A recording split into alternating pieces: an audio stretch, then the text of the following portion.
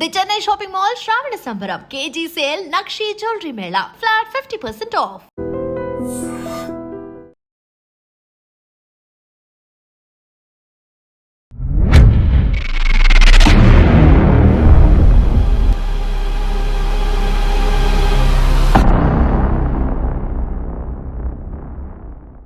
ఈ వారం మన గెస్ట్ నిరుపేద కుటుంబంలో పుట్టి దినసరి కూలీగా పనిచేసి లా చదివిన అడ్వకేట్. పేరు కె రామచంద్రారెడ్డి గారు, జీపీ, బెడ్చర్, రంగారెడ్డి జిల్లా కోట. మీ జర్నీ చెప్పండి. చాలాసార్లు బాధపడేది, అక్కడ ఉండే వర్క్ చేయలేక టవల్ పెట్టుకుని ఏడవడం. నాకు బట్టలు లేకపోతే వాళ్ళ బట్టలు వేసుకునేది. 138లో మీరు అక్విడల్ తీసుకుని ఎన్ని ఉంటాయి, కన్వర్షన్ తీసుకుని ఎన్ని ఉంటాయి, తీసుకున్న రేషియో బట్టి ఒక మంచి కేస్ స్టడీ చెప్పండి. ఒక 4 కంపెనీలలో మ్యాటర్ చేస్తాను. కంపెనీలు అన్నీ కూడా ఏంటంటే ఇచ్చింది 2 లక్షలు, ప్రతి నెల వడ్డీ కట్టాడు, కానీ కొంతకాలం కట్టలేకపోయినందుకు అసలుకి డబ్బులు వేసి ఆయన చెక్కులు వేస్తారు. 2 రకాలుగా జాగ్రత్త పడాలి. ఒకటి, ఇందాక మీరు చెప్పినట్లుగా మన అవసరానికి చెక్కులు అడుగుతారు. చెక్కులు బ్లాంక్ చెక్ ఇవ్వడం వల్ల నష్టం జరుగుతుంది, లాభం జరుగుతుంది. ఒకటి, ఒకవేళ చెక్కులు ఇస్తున్నప్పుడు డేట్ వేయాలా వద్దా, చెక్కులు ఇచ్చినప్పుడు డేట్ వేయాలా, అమౌంట్ ఫిలప్ చేయాలా, ఇవన్నీ చేసి ఇవ్వాలని నేను చెప్తాను. బాగా డబ్బులు లాస్ అయిపోయాడు ఆ వ్యక్తి, ఐపీ పెట్టాలంటే నేనేమంటున్నానంటే అప్పులున్నప్పుడు అప్పులు చూపించాలా, ఆమ్దాన్ని చూపించాలా. భార్యాభర్తల మధ్యన ఈగో, ఆ ఈగో నుండి ఎక్కువగా క్లాష్ వస్తుంటాయి. మీ దగ్గరకు వచ్చినప్పుడు వాళ్ళని కౌన్సిలింగ్ చేసి పంపిస్తారా? ఒక అమ్మాయి అబ్బాయి వచ్చారు, ఒక్క కేసు ఎగ్జాంపుల్ చెప్తున్నాను. వాళ్ళకు బాబు ఉన్నాడు. సివిల్ మ్యాటర్లో మీకు బాగా గుర్తుంటుంది కేసు సార్. ఇప్పుడు civil matters between 2 parties. Sir ఫైనల్గా చెప్పండి, ఈ ప్రొఫెషనల్ రావాలనుకున్న వాళ్ళకి మీరు ఇచ్చే మెసేజ్. ఇప్పుడున్న జూనియర్ పిల్లల్లో నేను చెప్పేది ఏంటంటే,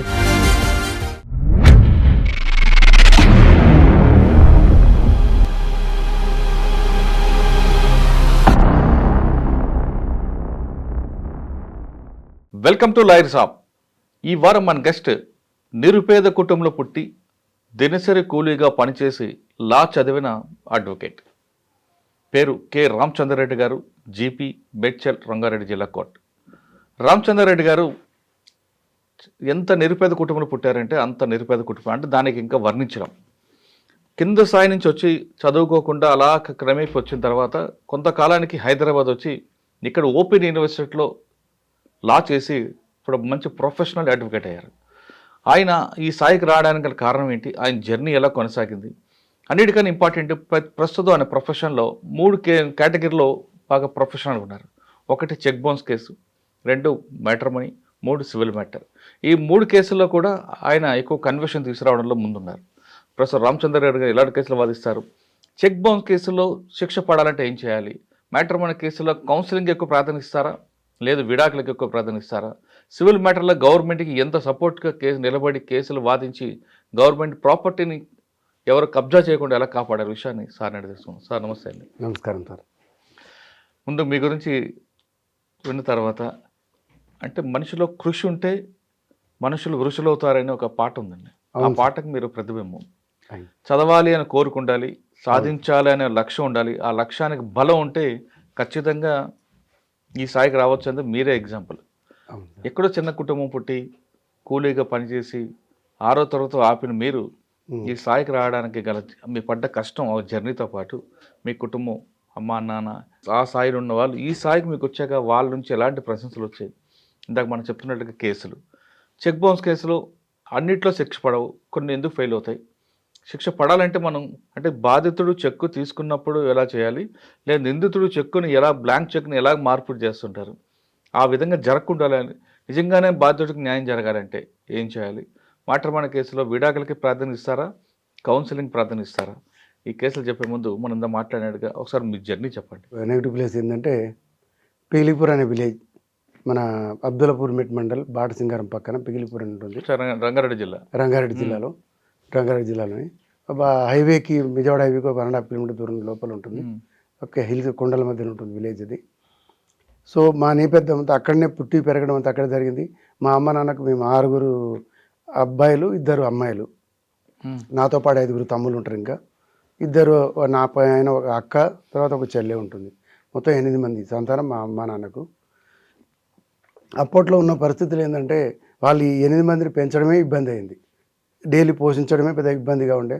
సో మమ్మల్ని మాకు పక్కన బాటసింగారం ఉండే 2 కిలోమీటర్ దూరంలో స్కూల్కి పంపించేది. అప్ టు 6th వరకు స్కూల్కి వెళ్ళాను. ఆ కుండల నుంచి నడుచుకుంటూ వచ్చి చదువుకొని మళ్ళీ వెళ్ళిపోయేది గవర్నమెంట్ స్కూల్కి. 6th వరకు చదివాము. అయితే మాకు మా ఇంటి వెనకాలనే ఒక ల్యాండ్ చిన్న డిస్ప్యూట్ ఏదో వస్తే మా నాన్నగారు అడ్వకేట్ అది ఎంఆర్ఓ గారి దగ్గర పోయి ఆ ఇష్యూస్ అని మాట్లాడుతుంటే అడ్వకేట్ గారి దగ్గర పోతే అడ్వకేట్ గారు చెప్తే కొంచెం వింటున్నారు. అడ్వకేట్ అయితే మంచి రెస్పెక్ట్ ఉందని చర్చించుకోవడం విన్నాను. నాకు కూడా అడ్వకేట్ అయితే బాగుండి ఫ్యూచర్లో అయితే చేయాలని ఆలోచన ఒక 5th క్లాస్లో ఆలోచించాను. చేయాలని ఆలోచనలు ఉంటే 5th లోనే 6th మా బ్రదర్ చనిపోయాడు. నాకన్నా ఎల్డర్ ఇంకో ఆయన ఉండే. మొత్తం 7 మెంబర్స్ అయితే. అప్పుడు మా ఫాదర్ నన్ను చదువు మానిపేసి నాన్న ఇది వచ్చి వ్యవసాయం చేద్దాం, లేకపోతే ఒక్కడనే చేస్తే ఇల్లు నడవడం కష్టం అవుతుంది అన్నాడు. దాంతో నేను వినకపోతే ఆయన కొట్టి మానిపించాడు. ఇట్లా వింటలేవును అని చెప్పి మానిపించి మా ఫాదర్తో 1 సంవత్సరం వ్యవసాయం చేశాను మా నాన్నతో. వ్యవసాయం చేసిన తర్వాత రెండో తమ్ముడు వచ్చాడు. ఆయన కూడా మానిపించి ఆయన వ్యవసాయంలో పెట్టి తమ్ముడిని నాతో పెట్టుకుంటాను, వ్యవసాయం చేపిస్తాను, నువ్వు కొంచెం వర్క్ నేర్చుకున్నావు కదా, వ్యవసాయ పని నేర్చుకున్నావు కాబట్టి వెళ్ళి ఉండని చెప్పి మా దగ్గర కొండ లింగయ్య అని యాదవ్ గారు ఉండే, వారి దగ్గర నెలసరి జీతానికి పెట్టడం జరిగింది. ఆయన దగ్గర సంవత్సరానికి 1 సంవత్సరం చేశాను అక్కడ. ఆ 1 yearలో ఆయన దగ్గర చేసినప్పుడు కూడా ఏంటంటే వ్యవసాయ పనులే. వాళ్ళకి పశువులు ఉండేది, పశువులు పేడ తీయడం, పశువులు పాలు పీల్చడం, అలాగే వ్యవసాయం నాగలు కట్టి వ్యవసాయం చేసి పంటలు వాటితో పాటు చేయడం. నైట్ పూట పందులు వస్తే బుట్టల ఏరియా కాబట్టి పందులు వస్తే కాపలా మంచాల మీద పండుకొని కాపలా ఉండడం, ఇలాంటి అనేక పనులు, గొర్రెలు కాయడం కానీ ఇలాంటి పనులన్నీ అక్కడ చేయడం జరిగింది. ఆల్మోస్ట్ మా డ్యూటీ అక్కడ ఎట్లుండేదంటే డైలీ అక్కడే ఉండేది. ఊరికి 1 కిలోమీటర్ దూరం బావి ఉండేది, 1 కిలోమీటర్ దూరంలో. అందులో నేను పని చేసుకుంటూ ఆనే ఉండి నైట్ మాత్రం 1/2 hour 7 o'clock వచ్చి భోజనం చేసి 8 o'clock మళ్ళీ వెళ్ళిపోయేది. 1 hour ఇల్లు తప్ప మిగతా టైం అంతా అక్కడే వాళ్ళ దగ్గర ఈ పనిచేస్తుంది. టైంలో మీకు 5వ క్లాస్లోనే అనిపించింది లా చేయాలి, ఒక అడ్వకేట్ అవ్వాలని. అవును సార్. కానీ ఈ గ్యాప్ అంతా ఈ పరిస్థితి ప్రభావంతో, ఆర్థిక ఇబ్బందులతో, నాన్నగారు ఈ విధంగా పెట్టడంతో ఎప్పుడూ బాధపడలేదా నేను చదువుకోవాలి, ఇది నా జీవితం ఎలాగైందని? నేను ఎక్కడైతే యాదవ్ గారి దగ్గర పనిచేశానో చాలాసార్లు బాధపడేది. అక్కడ ఉండే వర్క్ చేయలేక టవల్ పెట్టుకుని ఏడవడం, మళ్ళీ లైఫ్ ఎందుకు అనవసరంగా ఇలాంటి లైఫ్ లీడ్ చేస్తున్నాను చాలాసార్లు ఫీల్ అయ్యాను. నేను చదవాలన్నా చదవలేకపోతున్నాను. ఇంట్లో ఉన్న పరిస్థితులు తప్పనిసరిగా పని చేయాల్సి వస్తుంది. వీళ్ళు తిట్టినా ఏమన్నా మాటలు పడి ఇక్కడ పని చేయాల్సి వస్తుంది. ఈ ఇబ్బంది ఏంది, నా లైఫ్ ఏందనే ఫీల్ చాలా బాధపడ్డ రోజులు ఉన్నాయి. అయితే ఈ చదువైన తర్వాత మా ఫాదర్ యాదవ్ గారి పిల్లలు ఎవరు చదువుకునేవారు అప్పుడు? యాదవ్ గారి పిల్లలు ఎవరు చదువుకునేవారా? వాళ్ళ పిల్లలు కూడా ఎవరు చదవలేదు. వాళ్ళు కూడా పంపించారు, వాళ్ళ పిల్లలు పంపించారు. కానీ వాళ్ళు కూడా అప్పుడు SSC వరకు చదివించారు. అంతకన్నా పైకి వెళ్ళిన వాళ్ళు ఎవరు లేరు. వాళ్ళ పిల్లలు కూడా వాళ్ళు కూడా వ్యవసాయం, ఆయన దగ్గర 150 ఎకరాల భూమి ఉండేది, 2 బావులు ఉండే, 2 అన్నదమ్ములు ఉండే, వ్యవసాయం ఉండే, గొర్రెలు బాగుంటుండే, పశువులు బాగుంటుండే ఆయన దగ్గర. అవన్నీ కూడా బాగా 4-5 మంది ఉద్యోగాలను పెట్టుకుని పనిచేస్తుండే. నెల జీతాలు 4-5 మంది పనిచేసేవాళ్ళు. అయితే ఈ క్రమంలో మా ఫాదర్ ఏం చెప్పాడంటే, రెండో బ్రదర్ నీ ప్లేస్లో రీప్లేస్ చేస్తాను, నువ్వు లక్ష్మణ్ అంటే నా తర్వాత ఉన్న బ్రదర్ని తెచ్చి నా ప్లేస్లో పెట్టి నన్ను తీసుకొచ్చి ఓన్లీ ధాన్యం ఇస్తారు ఇక్కడ, అప్పుడంతా ధాన్యం ఇచ్చేది ఎక్కడో ఏది ఉన్నా సరే. అయితే ఆ ధాన్యం కాకుండా కొంచెం డబ్బులు కూడా వస్తే బాగుంటుంది అనిపిస్తే నన్ను తీసుకెళ్ళి మా అక్కని కీసర దగ్గర ఇచ్చాము, రాంపల్లి దాయర్లో. సో మా బావగారు ఇక్కడ పాల వ్యాపారం చేస్తుండే, ఆయన దగ్గర తీసుకొచ్చి దగ్గర ఎవరైనా పనులు పెట్టించామంటే ఆయన రమ్మని తీసుకొచ్చి మల్లాపూర్ ఇండస్ట్రీలో పనులు పెట్టించారు. వాళ్ళు ఊళ్ళో పనిచేస్తుంటే అక్కడ దీపక్ స్టీల్ ఇండస్ట్రీలో పనిచేశాను.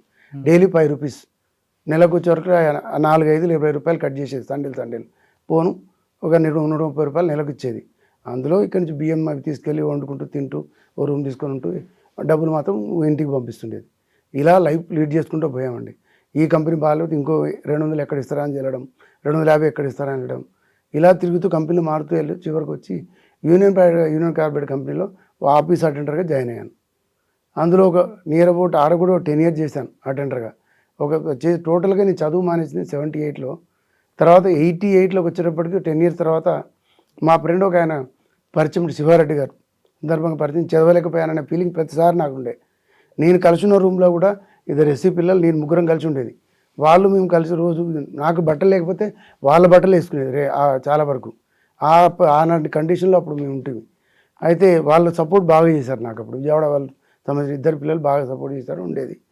సో అట్లాంటి క్రమంలో ఈ శివారెడ్డి గారు వచ్చేసి నేను వాళ్ళిద్దరు SSC ఫెయిల్ అయ్యారు. వాళ్ళకి చూడడానికి ఒక మెమో ఉంది, మన దగ్గర అది కూడా లేదు, మన బతికి చదువు ఇట్లా అయిపోయినది అని ఫీలింగ్ ప్రతి క్షణం ఫీల్ అయ్యేవాడిని చదవలేకపోయాను. సో శివారెడ్డి అని ఒక ఫ్రెండ్ ఆయన చెప్పాడు, మీరు ఇప్పటికైనా నువ్వు చదువుతున్నట్టు చెప్పాయా, నేను చెప్తాను, నీకు ఓపిక ఉంటే నేను చెప్తానని చెప్పాను. నాకు చాలా ఇంట్రెస్ట్ ఉంది సార్, మీరు చెప్పండి అని చెప్పాను. డైలీ జాబ్కి పోవాలా, వచ్చేయాలా, మార్నింగ్ 5 o'clock పోయి ఆయన దగ్గర పోయి కూర్చోవాలి, 4:35కి వెళ్ళి కూర్చోవాలా, వాళ్ళ పిల్లలతో పాటు 7 o'clock నేర్చుకోవాలా, మళ్ళీ రిటర్న్ వచ్చేయాలి, రెడీ అయిపోయి మళ్ళీ జాబ్కి వెళ్ళిపోవాలి, మళ్ళీ ఈవినింగ్ పోవాలి, మార్నింగ్ పోవాలి. ఇలా పోతూ డైరెక్ట్ ఎస్ఎస్సి రాయాలంటే నేను ఏబిసిడి నేర్చుకున్నాను సార్. చదివింది ఇంగ్లీష్ తెలుగు మీడియం కాబట్టి ఏబిసిడి అనేది అప్పుడే నేర్పించారు. 6లోనే నేర్చుకొని మానేసిన. సో అవి కూడా ఏబిసిడీలు కూడా మర్చిపోయాం. ఏ నుంచి పెట్టి నేర్చుకొని డైరెక్ట్ ఎస్ఎస్సి కట్టాను. కడితే ఫస్ట్ టైం ఒక హిందీ వచ్చింది. అటువంటి హిందీ మనం మాట్లాడడం వస్తుంది బయట కాబట్టి హిందీ ఒకటి ఇదే అనిపోయాను. బాధ అనిపించలేదు, ఎందుకంటే చదివిన పిల్లలే 55-60% పాస్ అవుతున్నారు రెగ్యులర్ చదివిన వాళ్ళే. మనం పోతే ఉందిలే ఇంకోసారి చూసుకుందాం, పని చేసుకుంటున్నాం కదా అని అట్లా పనిచేస్తూ 2 yearsలో కంప్లీట్ చేశాను. మళ్ళీ టోటల్ 3 yearsలో ఎస్ఎస్సి కంప్లీట్ చేశాను. దాని తర్వాత వెంటనే పేపర్లో చూసాను ఓపెన్ యూనివర్సిటీ వచ్చిందని ఈ విశ్వభారెడ్డి గారే చెప్పారు. ఓపెన్ యూనివర్సిటీ కట్టాయా తర్వాత డిగ్రీ చేయొచ్చు అన్నాడు. తర్వాత మళ్ళీ ఓపెన్ యూనివర్సిటీ ఎగ్జామ్ రాస్తే దాంట్లో టెస్ట్లో పాస్ అయిపోతే బీఏలో జాయిన్ అయిపోయాను. రైల్వే డిగ్రీ కాలేజీలో రెగ్యులర్ సండే క్లాస్ పోవడం, జాబ్ చేసుకుంటూ 3 ఏళ్ళు డిగ్రీ కంప్లీట్ చేశాను బీఏ. తర్వాత మళ్ళీ నాకు లా చదవాలనే కోరిక దగ్గర అవుతుందనే ఫీలింగ్ డే పెరుగుతుండేది. ఎస్ఎస్సి అయిపోయాను కొంచెం కలిగింది. డిగ్రీ అయిపోతే ఇంకా డైరెక్ట్ చదువు నాకు అవకాశం ఉంది అనుకున్నాను. సో లా సెట్ రాశాను. లా సెట్ రాస్తే లా సెట్లో పోయింది. ఇంగ్లీష్లో ప్రాబ్లం ఉంటే నేనేమో తెలుగు మీడియం చదివిన డిగ్రీ కూడా. దానివల్ల ఏంటంటే కంప్లీట్ రాలేకపోయింది అది. దాంతో ఖాళీగా ఉండొద్దని చెప్పి వెంటనే ఎంఏలో జాయిన్ అయిపోయాను. ఎంఏ పబ్లిక్ అడ్మినిస్ట్రేషన్ జాయిన్ అయిపోయి 2 years అదే ఓపెన్ యూనివర్సిటీలో 2 years చేశాను. ఈసారి ఎంఏ కంప్లీట్ అయ్యేటప్పుడు ఎట్టి పరిస్థితుల్లో రాయాలని కొంచెం ఆ ఫ్రెండ్ పీతాంబరన్ ఉండే, ఆయన దగ్గర రెగ్యులర్గా వెళ్ళి ఇంగ్లీష్ కొంచెం ఇంప్రూవ్ చేసుకొని డైరెక్ట్ లా సెట్ రాస్తాను. లా సెట్ వచ్చింది నాకు. అప్పుడు ఇంకా పోయి పొనుగంటి మాధవరావు కాలేజీలో జాయిన్ అయిపోయాను. నేను మా ఫ్రెండ్ ఇంకో ఆయన సంతోషం ఉండే, అతను నేను ఇద్దరం కూడా ఏంటంటే యూనియన్ కార్పొరేట్లో జాబ్ చేస్తుండే. నేను అటెండర్ పోయి కంపెనీ వాళ్ళు ప్లాంట్లోకి తీసుకోవడం జరిగింది. ప్లాంట్ మిషన్ ఆపరేటర్ పనిచేస్తున్నా. అక్కడ చేసి ఇంకో అబ్బాయి నువ్వు కూడా రాబోయే పోదామని చెప్తాను. ఎంట్రన్స్ ఫామ్ తీసుకొచ్చి రాసి కంప్లీట్ అయింది. ఇద్దరం రోజు పిఎంఆర్ కాలేజీ పోయి రావడం, తర్వాత జాబ్ చేసుకోవడం పోతుంటే కొన్నాళ్ళకు స్టేజ్లో అనిపించింది. ఒక 3 months పోయిన తర్వాత ఇంకా కళ్ళకు ఏం లాంగ్వేజ్ అర్థమవుతలేదు, లీగల్ లాంగ్వేజ్ ఏం తెలియక అర్థం కాక ఒకరోజు బాగా ఏడుపు వచ్చేసింది. ఇది కంప్లీట్ చేసేటట్లేము, ఇంకా మన వల్ల అయ్యేటట్లేదు, ఇదంతా ఏమీ అర్థం కావట్లేదు కదా అని ఒక ఫ్రెండ్తో షేర్ చేసుకుంటే సోమశేఖరరావు అనే ఫ్రెండ్ ఉండే, ఆయన చెప్పాడు. ఆయన ఎల్ఎల్బి కంప్లీట్ చేసి లెక్చరర్ చేస్తున్నాడు. నేను చెప్తాను ఏం టెన్షన్ పడకు, రోజు సాయంత్రం నా దగ్గర రా అన్నాడు. ఆయన దగ్గరికి పోతే ఆయన తెలుగులో లెసన్ మొత్తం నాకు అర్థమవుతాడు చెప్తే ఆ లాంగ్వేజ్ని వాళ్ళు ఇంగ్లీష్లో చదువుకొని ప్రయత్నం చేసేది. ఆ విధంగా అది కంప్లీట్ చేయడం పోతే వాళ్ళ లాంగ్వేజ్లో గ్రామర్ ప్రాబ్లం వచ్చేస్తే రసల్ స్పోకెన్ ఇంగ్లీష్లో జాయిన్ అయిపోయి డైలీ 2 hours ఇంగ్లీష్ గ్రామర్కి పోయేది. ఈ విధంగా కష్టపడి మొత్తం మీద లా కంప్లీట్ చేయడం జరిగింది. లా ఎండింగ్ కంప్లీట్ వచ్చాడు. నేను ఎప్పుడైతే జాయిన్ అయ్యానో అప్పుడే 18 subject ఉన్న లా తీసుకొచ్చి 27 subject చేశాను. అంత మొత్తం ప్రాక్టికల్ తీసుకొచ్చి పెట్టేస్తే మళ్ళీ మా సీనియర్ ఉండే ఒక ఆయన తెలిసిన వ్యక్తి శ్రీనివాస్ శర్మ గారని, వారిని కలిసి సార్ ఇట్లా ఉంది అంటే ఆయన హెల్ప్ చేశారు. వారి సహకారంతో ఆ ప్రాక్టికల్స్ కూడా కంప్లీట్ చేసి సక్సెస్ఫుల్గా లా కంప్లీట్ చేశాను. కానీ సంవత్సరంలో ఇది లా కంప్లీట్ చేసింది 2001లో. కంప్లీట్ కాగానే మళ్ళీ ఎన్రోల్ చేసుకున్నాను బార్ కౌన్సిల్లో. ప్రాక్టీస్కి వెళ్ళాలి. అప్పుడు అప్పటిదాకా జాబ్ ఉండే, ఇంకా జాబ్ మానేసి మళ్ళీ ఇది చేద్దాం నేను చేస్తుంటే ఆ క్రమంలో నాకు వచ్చిన ప్రాబ్లం ఏంటంటే ఆడ కోర్టులో పోతే రిప్రజెంట్ చేయాలంటే భయం, కోర్టు ముందు నిలబడాలంటే భయం. సో ఈ స్టేజ్ ఫియర్తో చేయలేకపోయాను. పేపర్లో ఒకటి వచ్చింది, సెల్ట్ అని, సెంట్రల్ ఇంగ్లీష్ లాంగ్వేజ్ ట్రైనింగ్ అని చెప్పి ఇంజనీరింగ్ కాలేజ్ వెనకాల చేస్తుంటారు, ఇది ఉస్మానియా క్యాంపస్లో వాళ్ళు నేర్పిస్తుంటారు ఇంగ్లీష్ లాంగ్వేజ్. సో అది పేపర్లో ఎక్కడ చూసి తర్వాత నేను మా ఫ్రెండ్ని పట్టుకొని వెళ్ళి జాయిన్ అయ్యి ఒక 3 months అక్కడ వెళ్ళాం. గ్రూప్ డిస్కషన్స్ రకరకాలవన్నీ పెట్టి ఇంగ్లీష్ బాగా ఫ్రీ అయ్యేటట్టు చేశారు. దాంతో నెక్స్ట్ టైం రిప్రజెంట్ చేయడం ఈజీ అయింది. ఆ విధంగా కష్టపడుతూ తను జర్నీ స్టార్ట్ చేశాను. మోరోవర్ ఒక 10 years నేను జాబ్ చేశాను యూనియన్ కార్పొరేట్లో. అక్కడ చేసినప్పుడు యూనియన్ యాక్టివిటీస్లో ఉండడం, ఇలాంటి పనులు కూడా అక్కడ చేయడం జరిగింది. కంపెనీ బంద్ అయ్యే క్రమంలో తక్కువ ఇస్తూ జూనియర్ తక్కువ ఇస్తూ కంపెనీ క్లోజ్ చేస్తుంటే దాని మీద కూడా ఫైట్ చేసి జనరల్ సెక్రటరీగా ఫైట్ చేసి తర్వాత ఒక మనిషికి ₹1,00,000 ఎక్కువ వచ్చినట్టు చేసి అది సెటిల్మెంట్ చేయించడం జరిగింది. నేను ఎప్పుడైతే 2001లో మీరు లా ఇన్వాల్వ్మెంట్ అయ్యారు, లా ఎన్రోల్ చేసుకున్నాను. ఎవరండి సీనియర్ ఎవరు మీకు? శ్రీనివాస్ శర్మ గారని మలకపేటలో ఉంటారు. సార్ హైకోర్టులో చేస్తాడు, అన్ని కోర్టులు చేస్తాడు. ఫస్ట్ ఆయన దగ్గర నేర్చుకున్నారు మీరు? ఆయన దగ్గర ఆయన సివిల్, క్రిమినల్, లేబర్ 3 చేస్తుంటాడు. సో సివిల్, క్రిమినల్, లేబర్ అన్నీ కూడా ఆయనతో 3 చేస్తుంటాయి. లేబర్ కోర్టులో కూడా కేసులు స్టార్టింగ్లో చేశాను, క్రిమినల్ చేశాను, సో సివిల్ చేశాను. స్టార్టింగ్ 3 subjectల మీద వర్క్ రెగ్యులర్గా చేశాను. రాను కొంతకాలం నాకు అర్థమైంది ఏంటంటే ముగ్గురుకుంటే టైం ఇవ్వలేకపోతున్నాం. క్రిమినల్ వచ్చే ప్రాబ్లం ఏముంటుందండి? ఇప్పుడు సివిల్ నుంచి చేస్తుంటే నా దగ్గర సివిల్ వాళ్ళు అయితేనే ఆఫీస్కి వచ్చి కూర్చుంటారు, మీరు అడిగి తెలుసుకుంటారు. ఒక క్రిమినల్ అయితే ఒక మీద కేసు అయిందంటే సార్ నేను పోలీస్ స్టేషన్లో రమ్మని చెప్తారు, మనం పోలీస్ స్టేషన్కి వెళ్ళాలి. ఈడున్న క్లయింట్ని వదిలిపెట్టి ఆడిపోతే బాగుండదు. సరే అని ఒకసారి కొన్నిసార్లు పోయాం, తర్వాత అనిపించింది ఇది కరెక్ట్ కాదు, ఏదో ఒకటి చేద్దాం, కానీ మనం ఇక్కడ సఫిషియెంట్ వర్క్ ఉన్నప్పుడు అది పెట్టి వాళ్ళని ఇబ్బంది పెట్టొద్దు, మనం ఇబ్బంది పడొద్దు అని చెప్పి అప్పటితో క్రిమినల్ బంద్ చేసిన, ఓన్లీ సివిల్ చేయడం మొదలుపెట్టిన.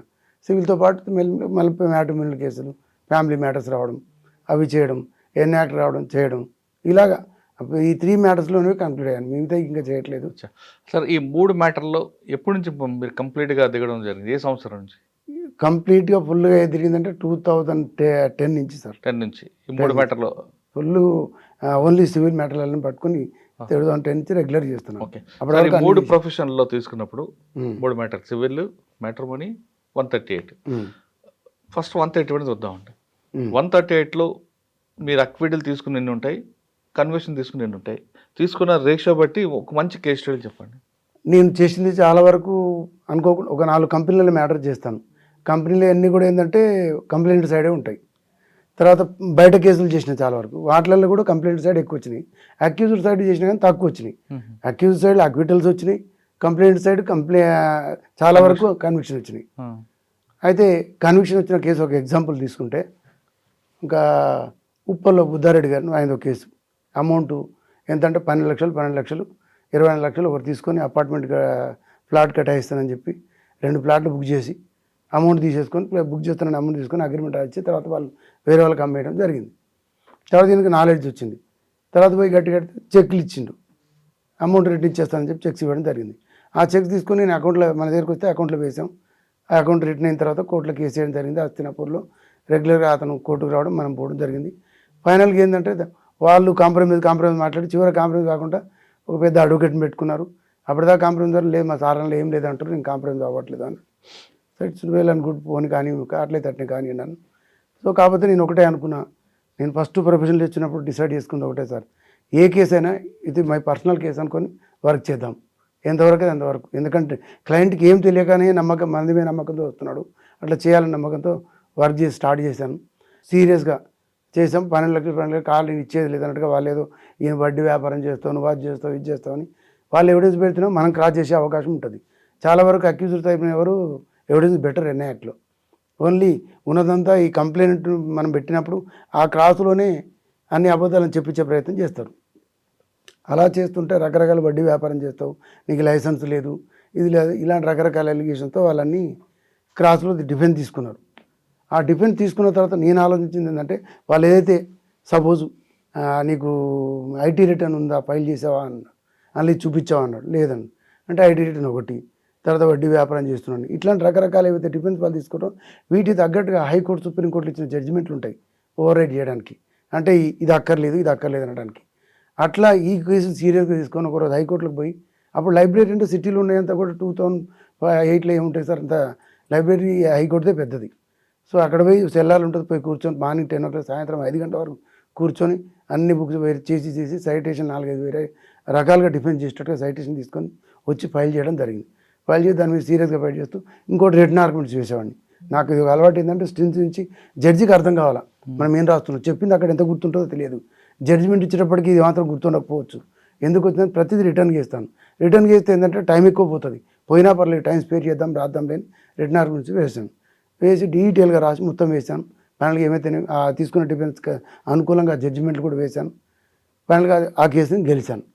అది గెలిచిన తర్వాత కనెక్టెడ్ మ్యాటర్ ఇంకోటి ఉండే, అది కూడా గెలిచాను. ఇది 2 కనెక్ట్ ఉండే. ఇది ఒక కంప్లైంట్ తరఫున. ఇట్లా పోతే చాలా ఉన్నాయి సార్. అక్యూజ్డ్ తరఫున వచ్చేస్తే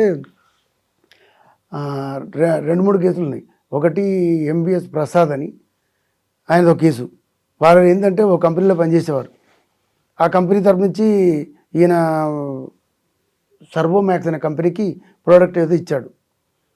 వీళ్ళు ఇంకో దగ్గర తీసుకున్నారు, ఏదో ప్రోడక్ట్ తీసుకున్నారు.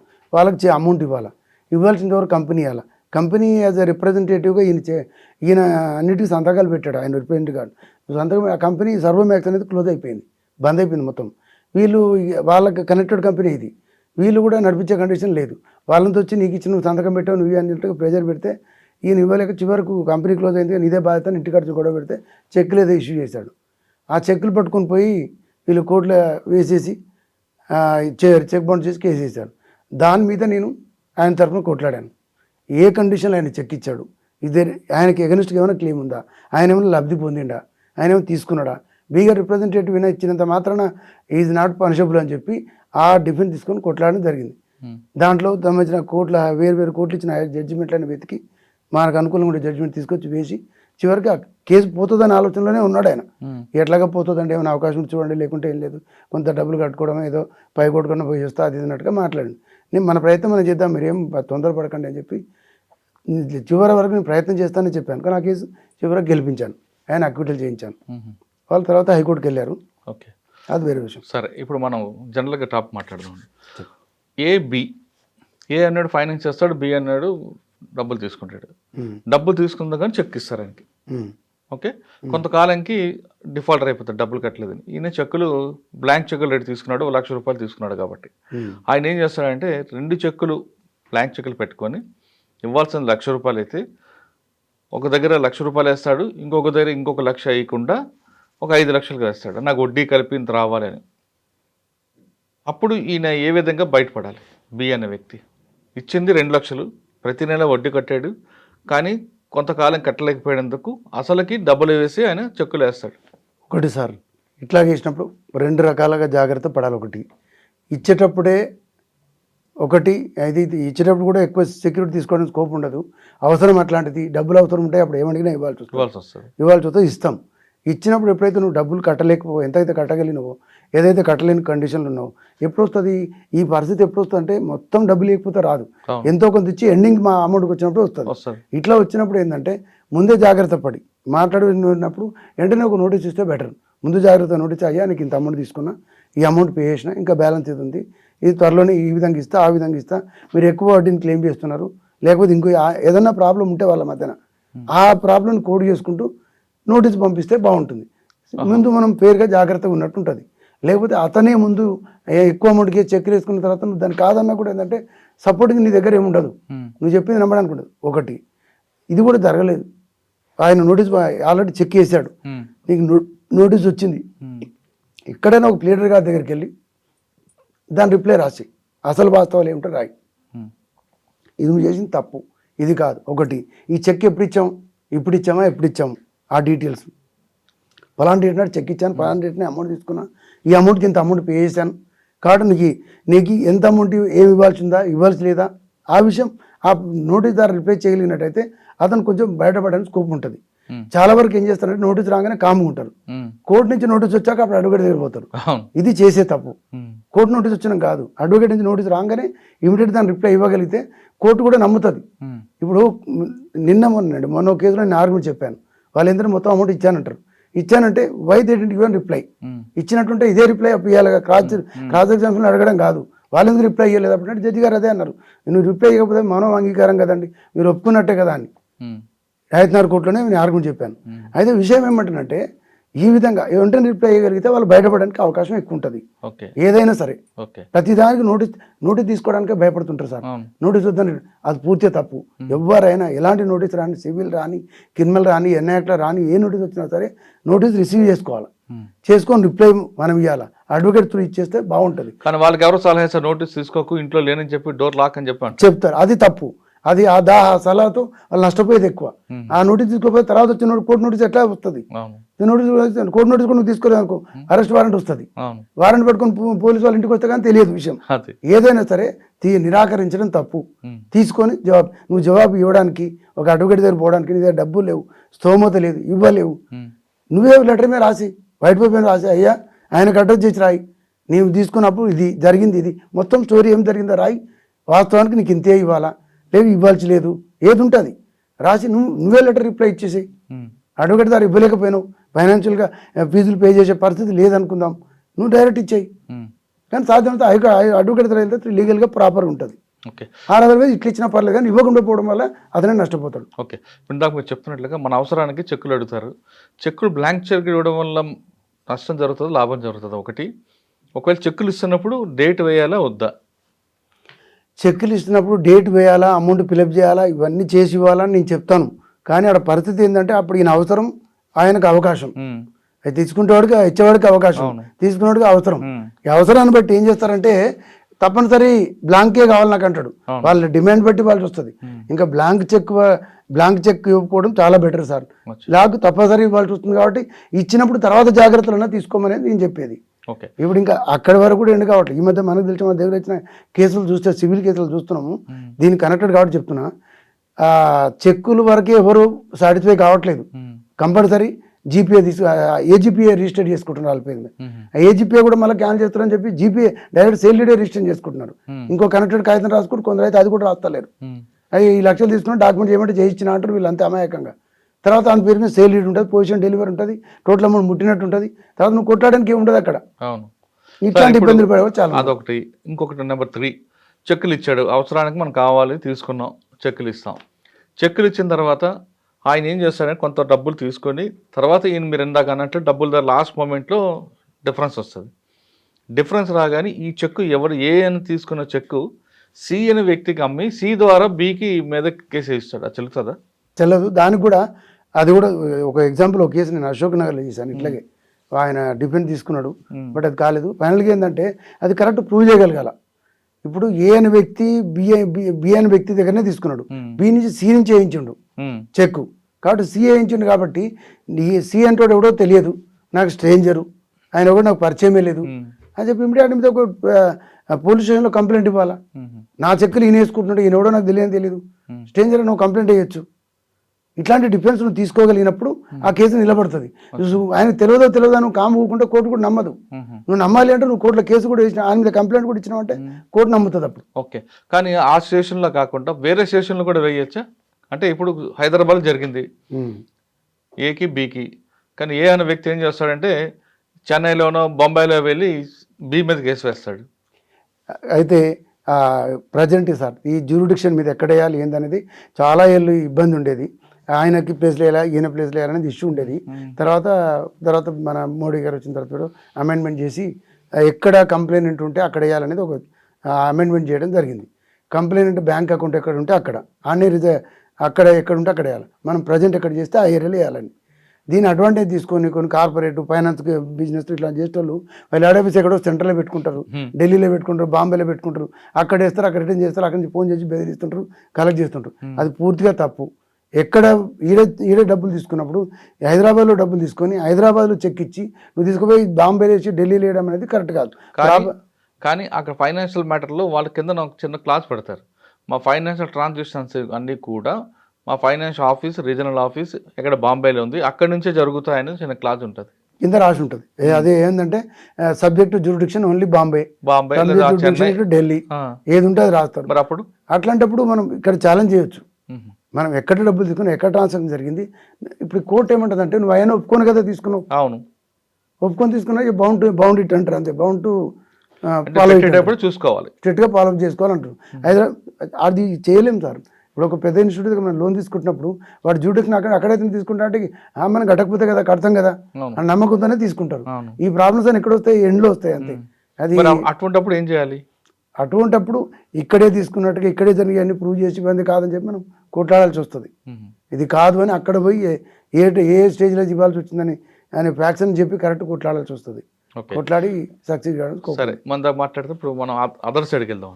ఫైనాన్స్ బి అన్నాడు వస్తాడు, బాధితుడు డబ్బులు కావాలి అంటాడు, ఏ అన్న వ్యక్తి అవకాశం కోసం ఇస్తాడు.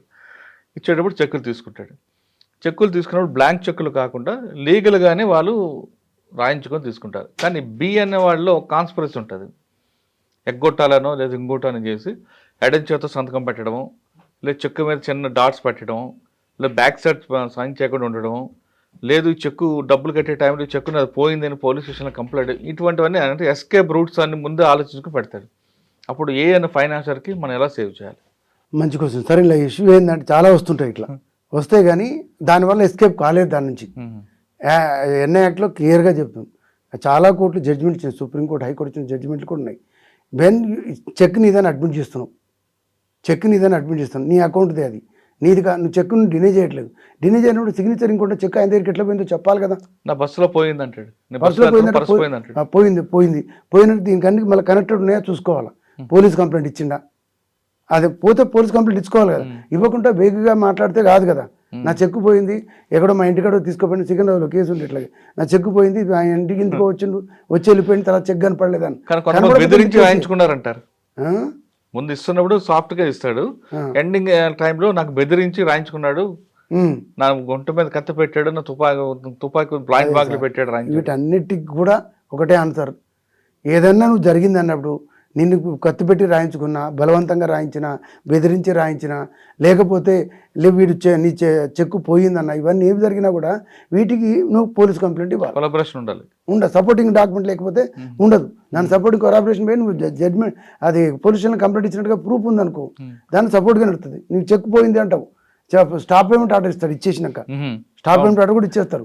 ఇస్తే వాల్యూ కాదు. సో కోర్టు జడ్జిమెంట్ ఇచ్చింది ఏమనంటే, స్టాప్ పేమెంట్ ఆర్డర్ ఇచ్చినప్పుడు సపోజ్ దాని మీద 5 లక్షలు రాసిరు అనుకో, 5 లక్షలు మీ అకౌంట్లో ఉండాలి.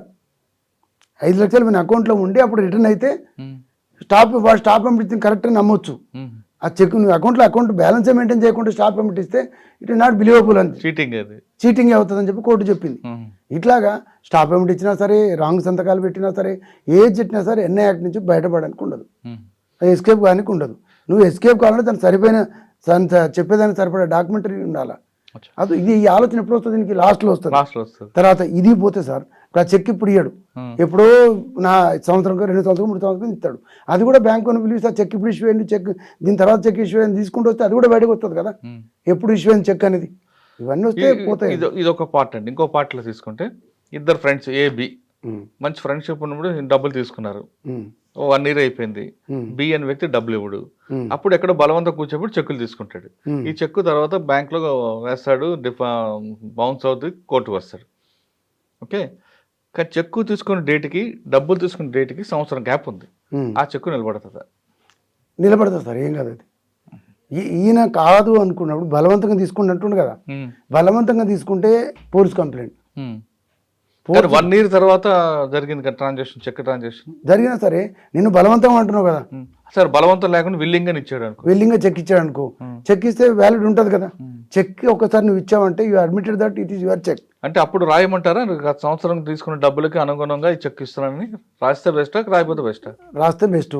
ఒకటి, ఫస్ట్ ఆఫ్ ఆల్ చెక్ ఒక్కటే ఉంటే కూడా సరిపోదు సార్, దాని సపోర్టింగ్ డాక్యుమెంట్ ప్రామిసరీ నోటో ప్రో నోట్ ఏదో ఒకటి డాక్యుమెంట్ ఉండాలి. ఉన్నప్పుడు ఆ కేసుకు బలం ఉంటుంది. అంటే దట్ మీన్స్ చెక్ ఎప్పుడు ఇచ్చింది అంటాడు ఈయన, ఇవ్వ నిన్ననే పోతే నాకు ఇచ్చిండు అంటాడు. అంటే నువ్వు అమౌంట్ ఎప్పుడు ఇచ్చినట్టు 1 year కింద తీసుకున్నాడు అంటే 1 year కింద డబ్బులు ఇచ్చినప్పుడు ఎలాంటి ప్రాంతం లేకుండా ఇచ్చినావా? అవును, ఇచ్చిన అంటే కోర్టు నమ్మేటట్టు ఉంటుంది, ఎవరు నమ్మేటట్టు ఉంటుంది కదా. ఆ గ్రౌండ్లో కూడా కేసుకు మళ్ళీ వీక్ అయ్యే అవకాశం ఉంటుంది. సపోర్ట్గా ఉండాలంటే ఏదో డాక్యుమెంట్ ఉండాలి. తర్వాత సబ్సిక్వెంట్గా చెక్ ఇచ్చారంటే కరెక్ట్ ఉంటుంది. ఏదో తీసుకున్నప్పుడు బ్లాంక్ చెక్ తీసుకొని నువ్వు రాసినావంటే వితౌట్ ఆయన ఇన్స్ట్రక్షన్ లేకుంటే నువ్వు ప్రజెంట్ చేసినట్టే లెక్క. బ్లాంక్ ఎప్పుడు 1 year కింద తీసుకున్నట్టే ఒప్పుకున్నట్టయితే at the time of presenting ఆయన ఇన్స్ట్రక్షన్సే లేవు. అంటే బ్లాంక్ చెక్ తీసుకోవడం నేరమా కాదంటారా?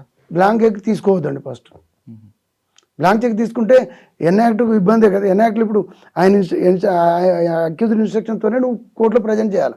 ఎందుకంటే నువ్వు ఎప్పుడు ప్రజెంట్ చేస్తున్నావు తెలిస్తే కదా బ్యాంకులో బ్యాలెన్స్ మెయింటైన్ చేయాలి. మెయింటైన్ చేయాలంటే నువ్వు చెప్పాలి కదా, అంటే నువ్వు చెప్పలే. కొంతమంది కావాలని బాధ్యతకి ఇబ్బంది పెట్టాలని చెప్పిన డేట్ కాకుండా ముందే వేశారు అనుకోండి, డేట్ లాగా లేకుండా, అప్పుడు ఏం చేయాలి? ఏం చేసినా reply by way of reply, notice reply ఇచ్చేసి నువ్వు జవాబు ఇచ్చేసేయి, నీ అడ్వకేట్ దారి ఇచ్చేసి నువ్వు ఇచ్చేసేయి, ఏం జరిగిందో చెప్పు, ఇది ఇచ్చినా ఇది తీసుకున్నా, ఇది ఇవ్వాల్సి ఉంది లేదు ఇవ్వాల్సి లేదు అని రిప్లై ఇచ్చేసేయి. ఇస్తే కోర్టు కూడా నమ్మడానికి స్కోప్ ఉంటుంది. నువ్వు అది ఇవ్వకుండా కోర్టుకు వచ్చేదాకా ఆగొద్దు. చెక్ బౌన్సులు అయిపోయి అరెస్ట్లో తర్వాత అదంతా కథ వేరేగా ఉంటుంది. బాగా డబ్బులు లాస్ అయిపోయాడు ఆ వ్యక్తి, ఐపీ పెట్టాలంటే ఏం చేయాలి?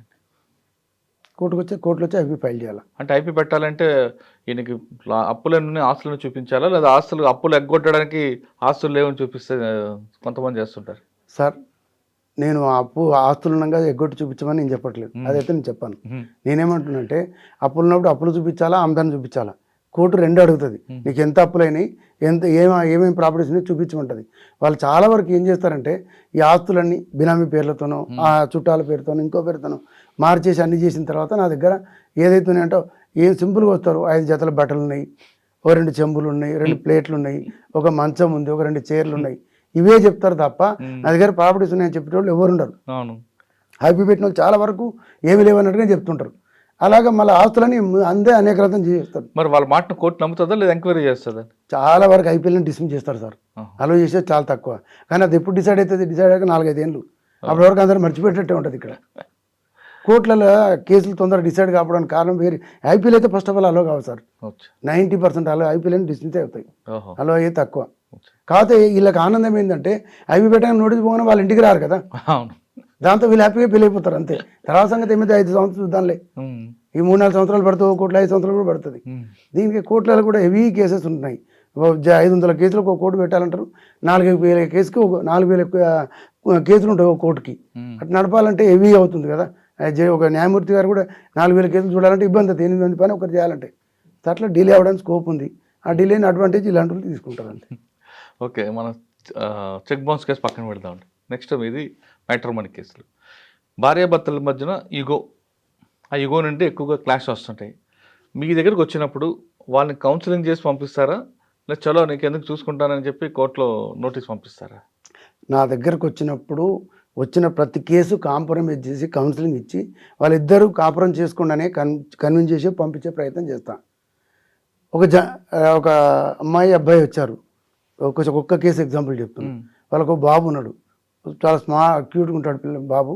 ఇద్దరు ఒకే బండి మీద వచ్చారు రావడానికి వచ్చి ఇద్దరు వచ్చి కావాలని అడిగారు. అడిగితే ఆ బాబు ఈమె పైన కొద్దిసేపు వెళ్తుంటే ఆయన పైన కొద్దిసేపు పైకి ఎక్కుతున్నాడు, ఆడుతున్నాడు అని చేస్తున్నాడు. అంటే నువ్వు బయటకు వెళ్ళినైనా కొద్దిసేపు అని చెప్పి అమ్మాయితో మాట్లాడినా. నాకేం చేస్తాను, నేను కలిసి ఉంటాను, అమ్మాయిని అడుగుతుంది అన్నాడు. సరే అమ్మ చెప్పు, ఇప్పుడు ఎందుకు అడుగుతున్నావు ఏంటి అంటే, ఏదో ప్రాబ్లం ఎలిగేషన్, ఆయన ఎవరితోనో వేరే అమ్మాయితో సినిమా థియేటర్లో కనిపించాడు కాబట్టి నేను దూరం ఉండాలనుకుంటున్నాను. దూరం ఉండడు వేరు, బట్ ఏకంగా డైవర్స్ అని దాకేందుకు వచ్చాను. లేదండి నేను కలిసి ఉంటాను, డైవర్సే కావాలి. మీకు డైవర్స్ కావాలి కదా, మరి నీకు కావాలి ఆయన కావాలి, ఇద్దరు విల్లింగ్. ఆయనకు ఇస్తానంటుడు, నువ్వు తీసుకుంటా అంటున్నావు. నువ్వు ఇచ్చి తీసుకో, మీ ఇద్దరికి బాగానే ఉంది. మీ ఇద్దరిని వద్ద నీ బాబు ఉన్నాడు కదా, వాడు తల్లి లేని పిల్లోడికి ఎందుకు ఉండాలా, ఓ తండ్రి లేని పిల్లోడికి ఎందుకు పెరగాల? ఇద్దరు లవ్ అండ్ ఎఫెక్షన్ కావాలి కదా పెరిగే పిల్లలకైతే. మీ ఇద్దరి వల్లనే కదా ఆయనకు జన్మనిచ్చారు. మరి ఇప్పుడు ఆయన ఎవరో నీ దగ్గర ఉన్నా సరే ఆయన లవ్ అండ్ ఎఫెక్షన్ కోల్పోతాడు. వారానికి ఒకసారి నెలకు ఒకసారి కలుస్తాం. ఆ కలవడం మీరు పక్క నుండి చూడడం వేరు కదా. ఇలా కాదు కానీ ఇంత కన్విన్స్ చేస్తే తను కొంచెం ఏడ్చింది, కళ్ళని తుడుచుకుంది, ఫోన్లో అట్లీస్ట్ మారిపోయింది అనుకోండి. అంత అయిన తర్వాత మళ్ళీ లేదు సార్ మాకైతే డైవర్సే కావాలి, ఇద్దరు మ్యూచువల్ తీసుకుంటాం, మాకైతే కావాలి, మీ ఇష్టం, నేను కాదన్నా ఇంకో దగ్గర నువ్వు పోతాను ఇష్టం, కంపల్సరీ ఆలోచించుకోండి. మళ్ళీ సార్ ఆలోచన లేదు ఇంకా, సరే మ్యూచువల్ వేసి వాళ్ళు డైవర్స్. ఇది మ్యూచువల్ వరకు. కొందరు కంటెస్ట్కి వస్తారు. చాలా కేసులలో ఏంటంటే కంటెస్ట్ డైవర్స్కునే ఎక్కువ వస్తారు, కానీ ఎండింగ్ వచ్చే వరకు మ్యూచువల్లోనే వెళ్ళిపోతాయి చాలా వరకు. కంటెస్ట్లో కొన్నే వస్తాయి, చాలా వరకు మ్యూచువల్ వెళ్ళిపోతాయి. వీళ్ళకి ఏంటంటే వేసేటప్పుడు ఇట్లా చెప్పాలంటే 2 వైపులా ప్రాబ్లం ఉంటుంది సార్. మీ డైవర్స్కి వచ్చే దాంట్లో కూడా కొందరు పిల్లలైన తర్వాత పిల్లల్ని వేసుకొని తల్లులు తిరుగుతుంటారు. వాళ్ళ ఇబ్బంది చూస్తే అది భరించలేము, అది బాధ అనిపిస్తుంది మాకు కూడా అది చూసినప్పుడు. 2 పిల్లలు వేసుకొని, ఒక అమ్మాయి 2 ఫుల్ షుగర్ వాళ్ళకి, చిన్న పిల్లలకే, వాళ్ళని వేసుకొని తను ఉంటుంది. ఆయన ఎక్కడో గవర్నమెంట్ జాబ్ చేసుకుంటూ వేరే బిజినెస్ చేసుకుంటూ ఉంటాడు, ప్రైవేట్ జాబ్, గవర్నమెంట్ జాబ్ కూడా చేసుకుంటాడు. వీళ్ళ ఫాదర్ ఇచ్చిన అమౌంట్ కూడా తీసుకెళ్ళి ఏదో బిల్డింగ్ కొడదామంటే 2 పేరు అంటే లాస్ట్కి వచ్చి ఆయన ఒకరి పేరు కొనుక్కున్నాడు. ఇప్పుడు అంటాడు ఆ బిల్డింగ్ నాట స్వతः ఆస్తి నేను కొనుక్కున్నా అంటాడు. ఏది ఎవరు కొనుక్కున్నా సరే ఈ అమ్మాయి అయితే 2 పిల్లల్ని సాకాలి కదా, నీకు కూడా బాధ్యత ఉంటుంది కదా, వాళ్ళిద్దరు పిలిచాల్సిన బాధ్యత ఉంటుంది. మెయింటెనెన్స్కి వేసినాం, కోర్టు అయితే 35,000 మంత్లీ పే చేయమని డైరెక్షన్ ఇచ్చింది. ఇట్లా వేరే కేసులో మీ అమ్మాయి వేయలే. ఇంకా కొందరు ఎట్లా ఇస్తారంటే వచ్చి రావడంతో మెయింటెనెన్స్, తర్వాత డీవీసీ డొమెస్టిక్ వైలెన్స్, 498A, తర్వాత conjugal restriction of conjugal rights అంటే కాపురాన్ని పిలుచుకోమని 4 కేసులు వేసి పెడతారు. ఇది అమ్మాయిల తరపున అయితే. అబ్బాయి తరపు నుంచి వరకు డైవర్స్ చేసి కూర్చుంటారు అంతే. ఇవి నడుస్తుంటాయి. ఈ కేసులు 5 కేసులు తిరిగేటప్పటికి ఆయనకు టైం పోతుంది, ఈమెకు టైం పోతుంది. 1 సంవత్సరం 2 సంవత్సరాలు తిరిగేసరికల్లా బిసుకు వచ్చేస్తుంది. వచ్చి ఏదో సెటిల్మెంట్ చేసుకుందాం, కాంప్రమైజ్ అంటే ఫస్ట్ టైం లేదు నాకు కాపురమే కావాలి, నా పిల్లలు ఆయన నాకు కావాలని. ఈ అమ్మాయి కూడా మొండిగానే ఉంటుంది, ఎట్టి భర్తలో నేను కాపురమే కావాలనుకుంటుంది. మనము అడుగుతాం, ఏమైనా అవకాశం ఉంటే చూడండి, మరి మాట్లాడి చూడండి, కలిసిపోతారట, పోతే బాగుంటుంది అని చెప్పి అదర్ సైడ్ అడ్వకేట్ కూడా చెప్తాం. మాట్లాడతాం, చివరికి మాట్లాడితే ఆవిడ ఒప్పుకుంటలేదు అంటారు. వీళ్ళిద్దరిని కోర్టు కూడా ఏం చేస్తుంది, కౌన్సిలింగ్ పంపిస్తుంది. 2 సార్లు కౌన్సిలింగ్ పంపిస్తుంది. ఆ కౌన్సిలింగ్లో కూడా వీళ్ళు ఎలాంటి మార్పులు లేకపోతే ఎవరో ఒకరికి పోయినా కౌన్సిలింగ్ ఫెయిల్యూరే కదా, కాదు, తర్వాత కంటెస్ట్ చేసుకోమని చెప్తుంది. కేసు కోర్టులో అడుగడుగున చట్ట ప్రకారంగా కూడా కలపడానికే ప్రయత్నం చేస్తారు చివరి వరకు. కానీ ఎక్కడ అవకాశం వీళ్ళు ఏంటంటే ఒకసారి కోర్టుకు వచ్చిన తర్వాత కలిసే ప్రయత్నం చేయరు, విడిపోవాలనే ఆలోచనలో ఎక్కువ ఉంటుంది. ఎవరికి ఇద్దరు ఈగో సాటిస్ఫై కాదు. అమ్మాయి చాలా కేసులు వచ్చి ఉంటాయి కదండి. అవునండి, అందులో ఫాల్స్ ఎన్ని ఉంటాయి, రియల్ ఫ్యాక్ట్ రియల్ కేసులు ఉంటాయి, ఫాల్స్ కూడా ఉంటాయి, రియల్ కూడా ఉంటాయి సార్. ఏది రీజన్ ఏమనిపిస్తుంటుంది మీకు? రీజన్ చిన్న చిన్న పిటి ఇష్యూస్ మీద దూరం అవుతున్నారండి. పిటి ఇష్యూస్ పెద్ద సీరియస్ ఇష్యూ ఉండదు, ఏదో చిన్న ఇష్యూ తను చెప్పలేదాను, ఇంకోటి అన్నదాను, ఈ చిన్న చిన్న మాటల మీద దీనికి ఏంటంటే ఫైనాన్షియల్ ఇండిపెండెన్స్, ఎవరికి వాళ్ళు సంపాదిస్తారు, ఎవరికి వాళ్ళు ఉంటారు, ఎంజాయ్గా లైఫ్ లావిష్గా లైఫ్ లీడ్ చేయగలుగుతారు. ఆ స్టేజ్లో వాళ్ళకి ఫైనాన్షియల్ కెపాసిటీ ఉంది. వీటితో నాకేమవుతుంది అమ్మాయి అనుకోవడం, ఇది లేకపోతే ఇంకొంచెం చూసుకుంటారని అబ్బాయి అనుకోవడం, ఇలాగ వెళ్ళిపోవడమే తప్ప పెళ్ళి అంటే ఒక పవిత్రమైన బంధం, మనం కలిసి ఉండాలా, అండర్స్టాండింగ్, ఒకరికి ఒకరు మిస్అండర్స్టాండింగ్ ఉంటే కలిసిపోవాలా, ఒకరితో కోపం వచ్చిన ఇంకొక ఓపికతో ఉండాలా. ఇదే కదా సార్ ప్రపంచంలో. ఏ ఇద్దరు ఒక మెంటాలిటీతో ఉండరు. అడ్జస్ట్ అవుతూ పోవడం అనేది సంసారం. అడ్జస్ట్ అవుతూ పోరు, చిన్న చిన్న విషయాలను పెద్దగా చేసుకొని గొడవ పడుతుంటారు. ఆయన అంటున్నప్పుడు ఈమె కాముకుంటా ఉండదు, ఈమె అమ్మాయి కోపం వచ్చినప్పుడు ఆ అబ్బాయి కాముకుంటా ఉండడు, అప్పుడు ఇద్దరు గొడవ పడతారు, అది పెద్దగా అవుతుంది. ఆ చిన్నదాన్ని పెద్దగా చేసుకొని దూరం అయిపోతారు. దానికి సపోర్ట్గా తల్లిదండ్రులు పేరెంట్ విషయానికి వస్తే, సపోజ్ అమ్మాయి తల్లిదండ్రులు అనుకుందాం, ఏదైనా జరిగిందంటే ఇప్పుడు అమ్మాయి ఒకప్పుడులాగా కాదు, ఇద్దరు పిల్లల్ని కంటారు. ఇద్దరు పిల్లల్లో అమ్మాయిని అపురూపంగా చూసుకుంటారు, అబ్బాయిని అట్లే పెంచుకుంటారు. ఆ తల్లిదండ్రులు ఫోన్ చేసి అమ్మ నన్ను ఇట్లా తిట్టిరని చెప్పి తల్లిదండ్రులు చెప్తే, నువ్వు రాబిడ్డ కళ్ళల్లో చూసుకుంటా, కళ్ళలు పెట్టి చూసుకుంటా, ఆడవడానికి నేనే ఇంతవరకు ఒక మాట లేదు, నేను రా అని పిలుచుకొచ్చి ఇంటికాడ పెట్టుకోవాలని చూస్తారే తప్ప ఓపికతో ఉండని. ఒకప్పుడు అట్లా కాదు, ఓ మాట అంటే పర్లేదు బిడ్డ నువ్వు ఓపికతో ఉండు, ఇంకోసారి అన్నప్పుడు ఒకరు కలిసి ఉండాలి, కానీ ఇట్లా రావడం కాదని ఏ తల్లిదండ్రులు చెప్పే పరిస్థితులు ఇప్పుడు లేరు. అది కూడా ఒక రీజన్. తండ్రి ఈవెన్ అబ్బాయి కూడా, అబ్బాయి ఇట్లా జరిగినా కూడా అది కాదు బిడ్డ ఇట్లా అని తండ్రి తల్లిదండ్రులు ఆయనకి ఏం చెప్తారంటే అతనికి తల్లిదండ్రులు చెప్పరు. ఈ ఇద్దరికి ఇక రెండు వైపుల నుంచి అట్లా ఉంది కాబట్టి వీళ్ళు కూడా అట్లాంటి ప్రభావంలోనే ఉన్నారు కాబట్టి ఈ డైవర్స్ రావడానికి ఎక్కువ స్కోప్ ఉందని నాకు అనిపిస్తుంది. ఎక్కడైనా సరే మనం ఒక పెళ్ళి అంటే గౌరవించేస్తారు, పవిత్రంగా ఫీల్ అయ్యేది. ఆ ఫీలింగ్ పిల్లల్లో ఉండలేదు ఇప్పుడు, అది ఉండాలి. సేమ్ టైం పేరెంట్స్ సైడ్ నుంచి కూడా ఉండాలి. పేరెంట్స్ అయినప్పుడు అక్కడ కాదు బిడ్డ ఉండు, తప్పైనా ఒప్పైనా అక్కడ ఉండి నువ్వు వచ్చి మాట్లాడతా అని చెప్పేటట్టు ఉండాలి. నువ్వు వచ్చేసే నేను చూసుకుంటా అంటే వస్తేనే ఉంటుంది, ఎక్కడ పోతుంది. మళ్ళీ అడిగి రావాలంటే వానికి ఇగో కావాలని పోయింది కదా, రాని వచ్చినప్పుడు చూద్దాం, నేను నాకు వద్దు అట్లాంటి నాకు కోర్టు తీసుకొచ్చింది, పరువు తీసింది, నా పరువు తీసింది, పోలీస్ స్టేషన్కి తీసుకుపోయింది, పోలీస్ స్టేషన్ పెద్ద పరువు పోయినట్టుగా ఆలోచిస్తారు. తర్వాత కోర్టు గుంజింది, నా జాబ్ మానేసి కోర్టు తిరిగిన ఎన్నిసార్లు పోయినా, అరే తను కూడా వచ్చింది కదా, సరే పరువు అంటూ పోతే ఇద్దరికి ఉంటుంది కదా, ఒక్కరికి ఉంటుంది కదా, పోతే ఇద్దరికి పోతుంది కదా, కాంప్రమైజ్ ఇద్దరు కలిసిపోతే అయిపోతుంది కదా. అట్లా చేయరు చాలామంది. విడిపోవడానికి పేరెంట్స్ నుంచి కూడా అవసరం ఉంటుంది, సపోర్ట్ అవసరం పిల్లలకి. సార్ మ్యాటర్మెంట్ కేసులతో పాటు మీరు సివిల్ మ్యాటర్లో మీకు బాగా గుర్తుండిపోయిన కేసు ఒకటి చెప్పండి. సివిల్ మ్యాటర్లో బాగా గుర్తుండిపోయిన కేసు ఒకటి. బాగా గుర్తుండిపోయిన కేసులా అంటే గవర్నమెంట్కి ల్యాండ్ సపోర్ట్ తీసుకొచ్చి గవర్నమెంట్ ల్యాండ్ కాపాడిన కేసు. సార్ ఇప్పుడు civil matters between two parties, government కాదు, అది అన్ని ప్రైవేట్ కేసులే ఉంటాయి. ఓకే, ఏది సివిల్లో. ఇప్పుడు నేను చేసేది ప్రజెంట్గా నేను జీపీగా చేస్తుంది ఏంటంటే, ఎక్కడైతే గవర్నమెంట్ ల్యాండ్ ఎవరైతే కబ్జా చేస్తే వాటికి వ్యతిరేకంగా మనం కొట్లాడడం గవర్నమెంట్ తరఫున. అట్లాగా నేను ఇప్పుడు స్టార్ట్ అయ్యి వచ్చి 3 నెలలు అవుతుంది సార్. 3 నెలల నుంచి చూస్తున్నాను, చాలా కేసులు ఉన్నాయి. కొన్ని కేసులు గవర్నమెంట్ వేసిన కేసులకి ఎట్లున్నాయంటే, ఈ అసైన్ ల్యాండ్స్ ఉంటాయి కదా, అసైన్ ల్యాండ్స్ అనేది కొంతమందికి సిటీకి వచ్చేటప్పుడు చాలామందికి పేదలకు అసైన్ చేస్తారు ల్యాండ్, వాళ్ళు దున్నుకొని బతకడానికి కోసం. అట్లాంటి ఇప్పుడు అంతా అర్బన్ ఏరియాకి వచ్చేసింది. ఊర్లు ఉన్నాయి, నాగారం ఇట్లాంటి ఊర్లను పెట్టుకుంటే ఇప్పుడు ఒకప్పుడు ఇప్పుడు ఊర్లు కావు, కుషాయి కూడా ఇవన్నీ కూడా దాటిపోయి ఎక్కడికో అవుటరింగ్ దాకా వెళ్ళిపోయింది డెవలప్మెంట్. వీళ్ళన్నీ లోపలికి వచ్చేసినాయి. వచ్చేవరకు ఆ ల్యాండ్స్ ఏమైతాయి, వీళ్ళు అమ్ముకుంటారు. ఇప్పుడు వ్యవసాయం చేసేది ఉండదు కదా, అమ్మేస్తే ఎవరో కొంటారు, తెలియక ప్లాట్లు పెట్టుకుంటారు. అప్పుడు వీళ్ళు ఎవరు చూడరు, అధికారులకు వాళ్ళ వరకు వాళ్ళు ఉంటారు, చూడరు. తర్వాత వీళ్ళు అమ్ముకున్న తర్వాత నాలెడ్జ్కి వచ్చినాక ఇవన్నీ కూడా గవర్నమెంట్ ల్యాండ్స్ మీరు చేయడానికి వీలేదని లాస్ట్ టైం గవర్నమెంట్ అయితే తీసుకొచ్చి పీఓటీ కింద మళ్ళీ పొజిషన్ రెజ్యూమ్ చేసుకోవడం. ఆ ప్రయత్నం అక్కడ పొజిషన్ ఉంటుంది, రెజ్యూమ్ చేసుకుంటే కాగితాలు రాసుకుంటారు, అయిపోతుంది, రెజ్యూమ్ చేసుకుంటారు. వాళ్ళేమో ప్లాట్ల కింద అమ్మి వేరే వాళ్ళకి ఉంటుంటారు, తెలియదు కదా, కొత్త వచ్చినా తెలియదు, మళ్ళీ దాన్ని రిజిస్టర్ చేసుకుంటారు. ఇంతకుముందు రిజిస్టర్ డాక్యుమెంట్ అయి ఉంటుంది, అది ఈ గతంలో పాస్బుక్లు కూడా ఇచ్చారు. ఆ పాస్బుక్ పేజ్ బట్టి వీడు అమ్మేస్తారు, పాస్బుక్ కరెక్టే ఉంది కానీ కొన్నాడు కొంటాడు, కొన్న తర్వాత ఇప్పుడు వచ్చి గవర్నమెంట్ ల్యాండ్ మా గవర్నమెంట్ ల్యాండ్. ఇప్పుడు అటువంటి టిపికల్ కేసు ఉన్నాయి మీకు? ఉన్నాయండి. ఎక్కడ జవహర్ నగర్లో ఉన్నాయి. జవహర్ నగర్లో ప్లాట్లు వాళ్ళు వచ్చి ప్లాట్లను కేసేసారు, అది అయిపోయింది. ఇక ఫైనల్గా ఇంజక్షన్ చుట్టేమో అడిగారు, ఇంజక్షన్ చుట్టూ మన డిగ్రీ అయింది, ఒక 1.5 year బ్యాక్ డిగ్రీ అని అప్పీల్ వేయాల. నిన్ననే ఎంఆర్ఓ వాళ్ళతో మాట్లాడితే అవన్నీ అప్పీల్ వేయాల్సి వస్తుంది సార్ 3 కేసులు అని చెప్పారు. ఒక 3 కేసులు ఉన్నాయి అట్లాంటివి. ఒక దాంట్లో 5 ప్లాట్లు ఏదో కొంతమంది, ఒక దాంట్లో 6 ప్లాట్లు, ఒక దాంట్లో 2 ప్లాట్స్ ఉన్నాయి, ఒక దాని 1 acre ల్యాండ్ ఉంది, ఇంకో దాని ఇంకో కేసు మేము చేసే దాంట్లో గవర్నమెంట్ ల్యాండ్ ఒకటి 90 ఎకరాలు ఉంది, దాని ఒకటి నడుస్తుంది. అది గవర్నమెంట్ అంటే గవర్నమెంట్ కాదు, ఏవేక్యూ ప్రాపర్టీ మీద ఒక కేసు నడుస్తుంది. ఇంకో గవర్నమెంట్ ల్యాండ్లో 12 ఎకరాలు కేసు నడుస్తుంది. ఇట్లా జిల్లా వేసుకు ఉండే కేసులు చాలా ఉన్నాయి సార్, అక్కడక్కడ ఉన్నాయి. కానీ ఇవన్నీ కూడా ఏంటంటే అసైన్ ల్యాండ్ కొన్ని వాళ్ళే అని చేయడానికి కారణం ఏంటంటే, ఆ యొక్క పట్టాపదారు పాస్బుక్లు అన్ని అడ్వాంటేజ్ తీసుకొని వాళ్ళు మావే అని క్లెయిమ్ చేయడం. వాళ్ళు దున్నుకోవడానికి ఇస్తారు కానీ కమర్షియల్ కానీ రెసిడెన్షియల్ కానీ మార్చుకోవడానికి అధికారం వాళ్ళకు ఉండదు. అది వాళ్ళకి తెలియదు, వాళ్ళు చేస్తారు. మేబీ ఇచ్చినప్పుడు వాళ్ళ పూర్వీకులకు తెలిసి ఉండొచ్చు, వీళ్ళు మా దగ్గర అని అందరిలాగే వీళ్ళు అమ్మేస్తుంటారు. తర్వాత ఈ ప్రాబ్లం కొన్న వాళ్ళు ఇబ్బంది పడుతున్నారు. ఓకే సార్, ఇప్పుడు ఈ కేసు కాకుండా ఇంకా ప్రొఫెషన్లో, మీ లా ప్రొఫెషన్లో మీరు చేసిన ఇంకా ఎక్స్ట్రా ప్రోగ్రామ్స్ ఏమున్నాయండి? అంటే కోర్టుకి సంబంధించిన కానీ, ల్యాండ్కి సంబంధించిన కానీ, కోర్టు బిల్డింగ్ విషయంలో కానీ.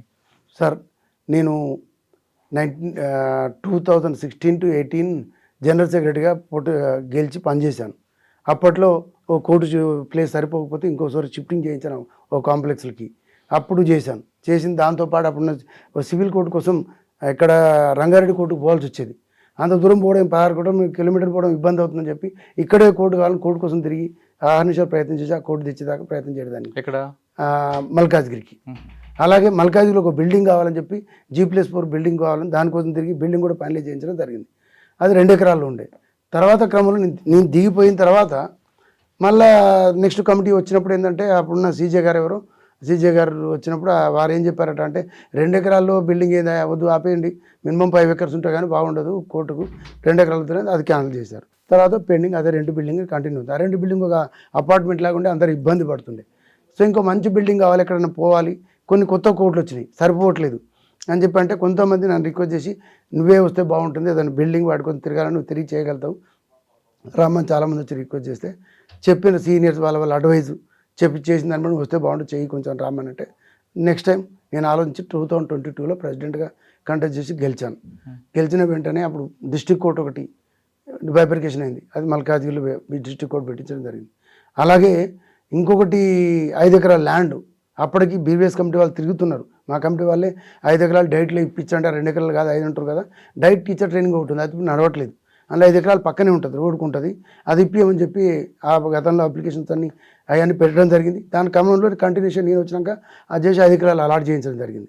దాని తర్వాత అందులోనే బిల్డింగ్ ప్లాన్ చేయమని హైకోర్టు చుట్టూ తిరిగి, తర్వాత ఆర్ఎన్బి చుట్టూ తిరిగి, హైకోర్టు ఆర్ఎన్బికి రాపించి ఆ ఆర్ఎన్బి వాళ్ళ చుట్టూ తిరిగి ఒక డిపిఆర్ 80 కోట్లు ఒక డిపిఆర్ చేశారు 12 కోర్ట్స్ అని చేసిన తర్వాత 12 కోర్ట్స్ ఎట్లయితుంది, డిస్ట్రిక్ట్ కోర్టు ఇక్కడ పెట్టాలి కదా అంటే అప్పుడు డిస్ట్రిక్ట్ కోర్టు కోసం మళ్ళీ ఇక్కడ కావకపోతే ఇంకా మళ్ళీ సుప్రీంకోర్టు దాకా లేదు మాట్లాడి డిస్ట్రిక్ట్ కోర్టు ఒకటి ఇక్కడనే పర్మనెంట్గా అయ్యేటట్టుగా చేయించడం జరిగింది. చేసినాక 16 కోటాల్స్ కింద మళ్ళీ 90 crores ఎస్టిమేట్ రెడీ చేసి హైకోర్టు చుట్టుపోతే హైకోర్టు యాక్సెప్ట్ చేయడం జరిగింది. దాని తర్వాత గవర్నమెంట్కి వెళ్ళింది. ఇదంతా కూడా ల్యాండ్ అలాట్ చేయడంలో మైనపల్లి హనుమంతరావు ఎమ్మెల్యే గారు సపోర్ట్ తీసుకోవడం జరిగింది. ఆ తర్వాత మళ్ళీ ఫైనాన్షియల్ సపోర్ట్ కావాల్సి కూడా మళ్ళీ ఆయన సపోర్ట్ తీసుకొని కేటీఆర్ గారి దగ్గర వాళ్ళ దగ్గర తిరిగి రోజు రెగ్యులర్గా నా డ్యూటీ గవర్నమెంట్ చుట్టూ లేదా హైకోర్టు చుట్టూ ఇలా ప్రొఫెషన్ వెళ్ళిపెట్టి వీళ్ళ చుట్టే తిరిగి చేయించాను. ఫైనల్గా ఏంది ల్యాండ్ అలాట్ అయింది, బిల్డింగ్ ప్లాన్ అయింది, బిల్డింగ్ అప్రూవ్ అయింది, 90 crores శాంక్షన్ చేసింది గవర్నమెంట్, జీవో ఇష్యూ చేసింది. తర్వాత ఆర్ఎన్బి చుట్టూ తిరిగి టెండర్ పిలిపించి ఆ టెండర్ కూడా అలాట్ చేయించిన తర్వాత మా ఆ ఏరియా అంతా చెట్లుండే, ఫుల్గా చెట్లు, దగ్గర 162 చెట్లే ఉండేదాంట్లో. అవి కట్ చేయాలంటే టీ ప్రొటెక్షన్ కమిటీ అప్రూవల్ కావాలి. మళ్ళీ వాళ్ళ చుట్టూ తిరిగి ఆ అప్రూవల్ కూడా తెచ్చి ఇప్పించి మొత్తం మీద ఆడ బిల్డింగ్ వర్క్ స్టార్ట్ చేయించాం సార్. ఇప్పుడు సీరియస్గా 5 ఎకరాల్లో 3 ఎకరాల ఏరియా మొత్తంలో బిల్డింగ్ అవుతుంది. ఆ బిల్డింగ్ 16 కోటాల్స్కి 10 floors స్ట్రెంత్ ఉన్న బిల్డింగ్ అప్రూవ్ చేయడం జరిగింది. ఇప్పుడు G+3 సెల్లార్ G+3 కడుతున్నారు, సెల్లార్ అయిపోయింది, జీ ఫ్లోర్ కడుతున్నారు. ఇప్పుడు నెక్స్ట్ సెప్టెంబర్కి హ్యాండ్ ఓవర్ చేస్తానని చెప్పి కాంట్రాక్టర్ చెప్తున్నారు. మేబీ ఒక నెల అటు ఇటు కావచ్చు, కానీ ఓ పర్మనెంట్ బిల్డింగ్ ఇక్కడ రావడం జరిగింది, ఉపయోగపడ్డది. దీంతోపాటు ఏదైతే నేను ఇంతకుముందు షిఫ్ట్ చేసిన జనరల్ సెక్రటరీ ఒక బిల్డింగ్ అన్న కదా, అపార్ట్మెంట్ లాగా ఉంది, అది లిఫ్ట్ ఉంటే పైకి మనకి 5 floors ఇబ్బంది అవుతుంది.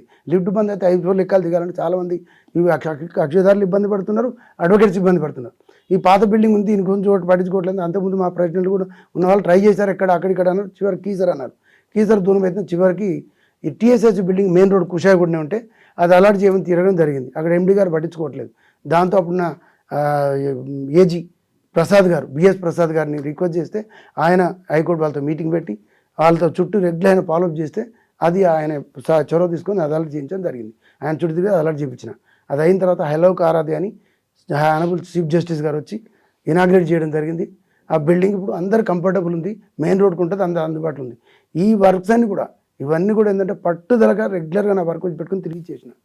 అక్కడ మిగతా ప్రోగ్రామ్స్ కానీ కల్చరల్ కానీ ఏ ప్రోగ్రామ్స్ ఉన్నా కూడా పర్ఫెక్ట్గా చేయడం జరిగింది నా పీరియడ్లో. ఓకే సార్, ఫైనల్గా చెప్పండి, ఈ ప్రొఫెషన్లో రావాలనుకున్న వాళ్ళకి మీరు ఇచ్చే మెసేజ్ ఏంటి? ఎవరైనా ఒకటి సార్, ఇప్పుడున్న జూనియర్ పిల్లల్లో నేను చెప్పేది ఏంటంటే వాళ్ళు వస్తున్నారు, వచ్చిన తర్వాత ఓన్లీ మనీ మేకింగ్ ఎట్లా ఇమ్మీడియట్లీ ఎట్లా సంపాదించాలని ఆలోచన ఉంటారు. దానికన్నా ప్రయారిటీ ఇచ్చి సబ్జెక్ట్ నేర్చుకునే ప్రయత్నం చేస్తే బాగుంటుంది. ఒకటి.